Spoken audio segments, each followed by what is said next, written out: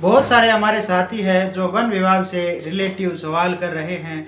उन सभी सवालों के जवाब लेकर आज मैं आपके सामने उपस्थित हुआ हूं और आज मैं आपको एक ऐसे शख्स के बारे में बताने वाला हूं और उनका हम इंटरव्यू करने वाले हैं, वन विभाग के बारे में जानने वाले हैं, जो पहले से ही इस वन विभाग की सर्विस में फॉरेस्टर गार्ड के पद पर तैनात है। वर्तमान में वो ये नौकरी छोड़कर दूसरी नौकरी में चले गए हैं, वो लाइब्रेरियन की पोस्ट पर लग चुके हैं। तो चलिए आज इनका इंटरव्यू लेते हैं और आपके जो भी सवाल है उन सभी सवालों के जवाब इनसे पूछते हैं।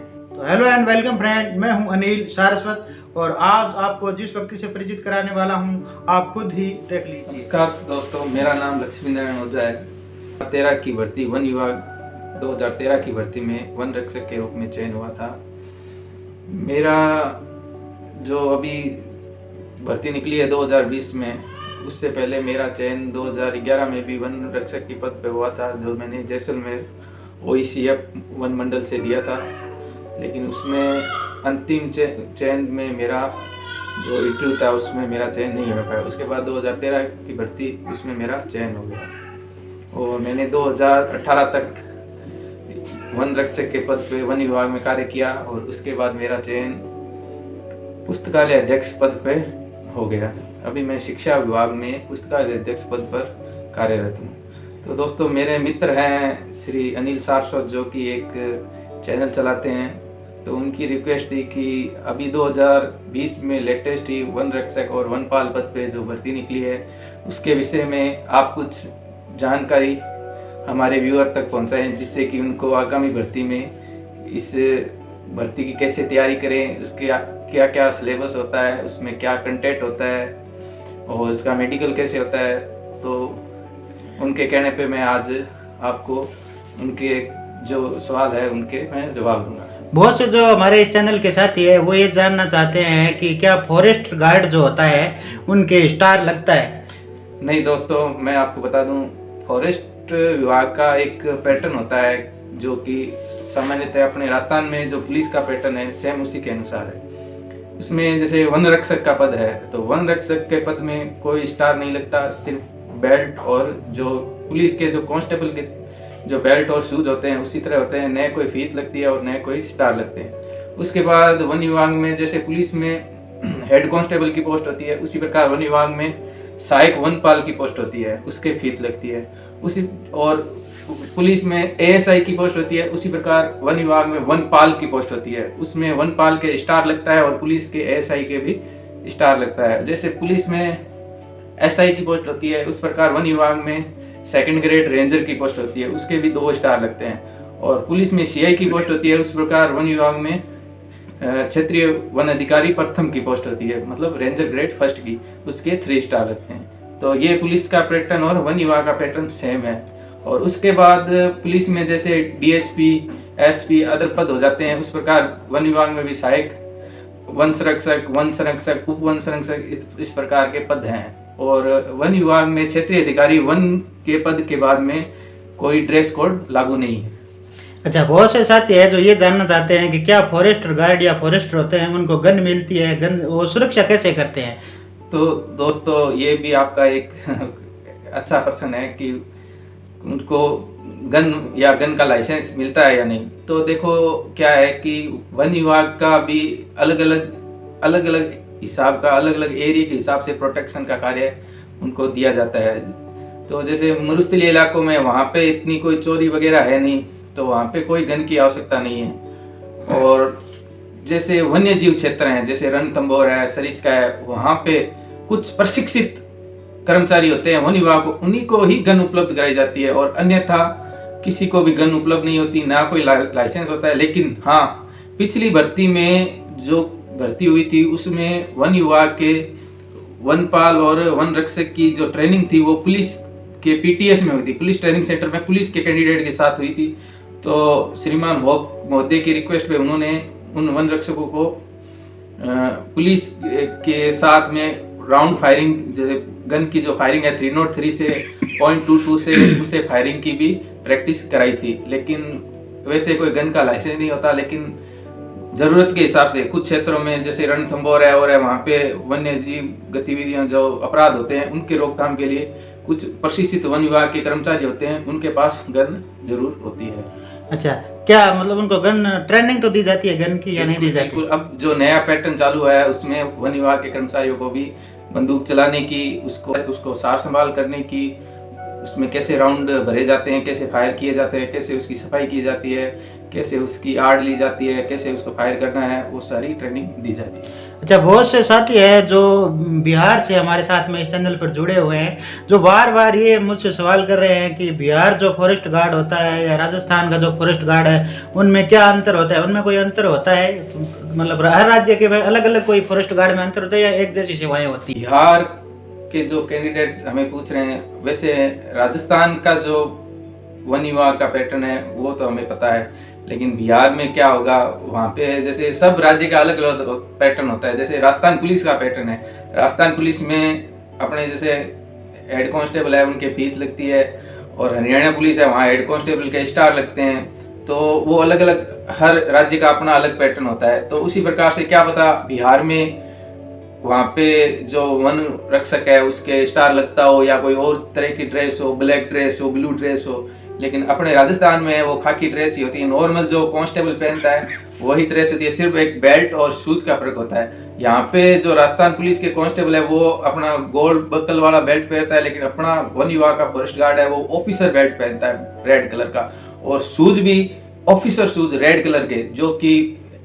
पुलिस में ऐसा ही पहनता है, जो ऑफिसर शूज पहनते हैं। जो स्टार लगने के बाद जो लाल कलर के शूज उपलब्ध होते हैं वो शूज वन विभाग का फॉरेस्ट गार्ड पहनता है। वन विभाग में शूज सेम ही होते हैं, गार्ड से लेकर और ये जो क्षेत्रीय अधिकारी वन है उसके शूज और बेल्ट का पैटर्न सेम होता है। सवाल ये भी आया हुआ है कि जैसे कोई वन विभाग में मान लो क्राइम होता है, तो वो क्राइम किसके अंडर में आता है? उसकी कार्रवाई कौन करता है? वन विभाग की कार्रवाई जो होती है। देखो, वन विभाग की कार्रवाई, और जैसे आपने पूछा क्राइम होता है, तो वन विभाग के जो क्राइम होता है वो जहाँ भी वन विभाग का क्षेत्र है वहाँ पे अगर मान लो कोई क्राइम हुआ है तो उसकी सूचना वहाँ के नागरिक, वहाँ के पे जो बीट फॉरेस्ट गार्ड होता है उसके माध्यम से या डायरेक्ट क्षेत्रीय वन अधिकारी को सूचना देकर उसकी सूचना देते हैं। तो उसके बाद मौके पर अगर कोई शिकार हुआ है तो पुलिस भी पहुंचती है और वन विभाग के कर्मचारी और क्षेत्रीय वन अधिकारी भी पहुंचते हैं, और वह मिलके आपस में साक्ष्य जुटाते हैं, और जो कार्यवाही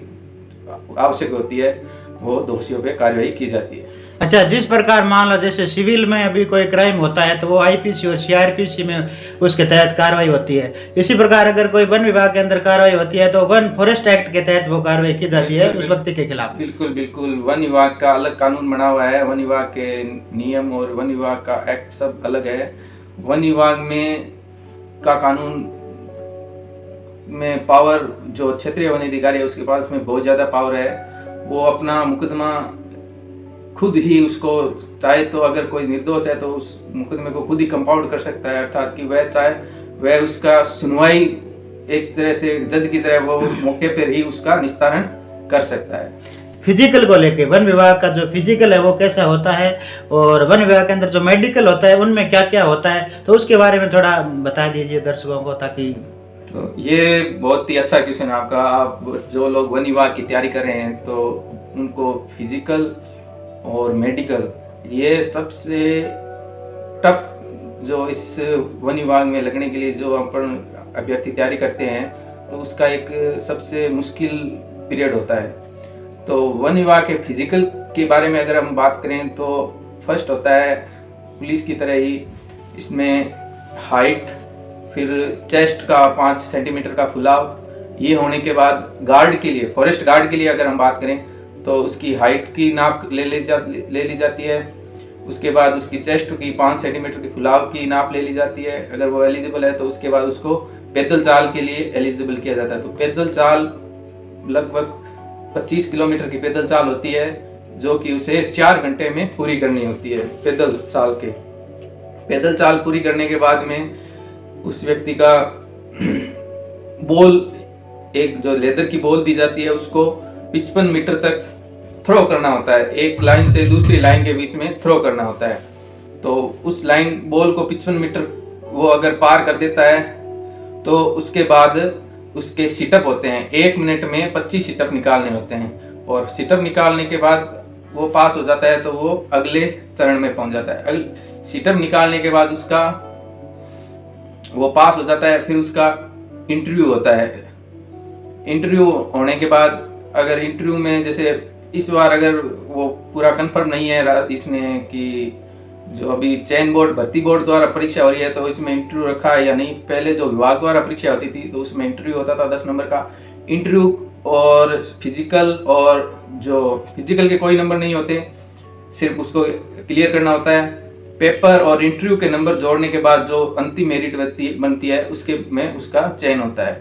फिर अगर उसका चयन हो जाए उसके बाद में मेडिकल टेस्ट होता है मेडिकल बोर्ड द्वारा। मेडिकल टेस्ट में उसको जो कलर ब्लाइंडिंग है, उसका चेस्ट है, ब्लड है, यूरिन है, और ये नॉर्मल जो टेस्ट होते हैं वो होते हैं, और उसमें अगर वो पास हो जाता है तो उसका चयन वन विभाग में फॉरेस्ट गार्ड के पद के लिए हो जाता है। उसी प्रकार फॉरेस्टर का पद है। फॉरेस्टर के पद में सिर्फ पैदल चाल ही पास करनी होती है अपने को, उसमें गार्ड की तरह बॉल और जो ये सिटअप वगैरह है वो कुछ भी नहीं करने पड़ते। अपने पैदल चाल पास कर ली, उसके बाद अपना इंटरव्यू होगा। हाइट चेस्ट तो होनी है, हाइट चेस्ट होने के बाद अपना इंटरव्यू होगा। इंटरव्यू में 10 नंबर का इंटरव्यू होगा, और उसकी और रिटर्न की मेरिट को जोड़कर उसका अंतिम सिलेक्शन ले लिया जाता है। उसी प्रकार जो गार्ड में मेडिकल टेस्ट होता है मेडिकल बोर्ड द्वारा CMHO की निगरानी में, वो उसका साधारण मेडिकल टेस्ट होता है जिसमें कि उसकी आंखों की रोशनी है, चेस्ट है, हाइट है, और यूरिन है, ब्लड है, ये नॉर्मल जांच होती है। अच्छा, ठीक है, चश्मा लगा हो तो क्या वो इस मेडिकल के अंदर पास हो सकता है? देखो ये संबंधित अधिकारी पे निर्भर करता है, जो वो मेडिकल बोर्ड बैठता है मेडिकल उस बोर्ड पर बैठता है। निर्भर कभी करता है। क्या है कि किसी व्यक्ति की इतनी भी रोशनी कम नहीं होती कि जो नॉर्म्स है उस, लेकिन उसके चश्मा किसी कारण से लगा होता है तो वो सारा मेडिकल बोर्ड पर निर्भर करता है। कई लोगों के सवाल रहते हैं कि भाई मेरे हाथ पे टैटू है तो क्या टैटू से मैं सिलेक्ट हो जाऊंगा, क्या टैटू भी इसके अंदर मायने रखता है मेडिकल के अंदर? नहीं, अपने इस राजस्थान वन विभाग में ये इतना मायने शायद नहीं रखता। ये जो है वो आर्मी वगैरह में वो ज्यादा, बाकी जो भी है मेडिकल बोर्ड पर निर्भर करता है। बोर्ड कई बार सिलेक्ट कर देता है, कई बार बोर्ड नहीं और करता जो है। संबंधित अधिकारी है उनका क्या इस विषय में राय है वो उस पर निर्भर करता है। चलो, आज का जानकारी के लिए बहुत बहुत धन्यवाद आपका। जो हमारे साथी है इस चैनल पे बार बार कमेंट कर रहे हैं हमें, तो उनका जवाब मिला और वो भी संतुष्ट होंगे। नेक्स्ट अगर जरूरत पड़ी तो हम आपको और बुलाएंगे। आपका कीमती समय हमने लिया, आपका एक बार फिर से मैं अनिल सारस्वत बहुत बहुत धन्यवाद करता हूँ। धन्यवाद सर।